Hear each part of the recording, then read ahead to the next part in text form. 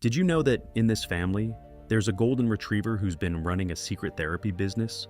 Every morning, Grandma cries during her soap operas. Max sits beside her, gets a cookie. Grandpa struggles with crosswords. Max rests his head on Grandpa's lap. Another treat. Mom stresses about work calls. Max brings his favorite toy. Treat number 3, Dad burns dinner again. Max provides emotional support. More snacks.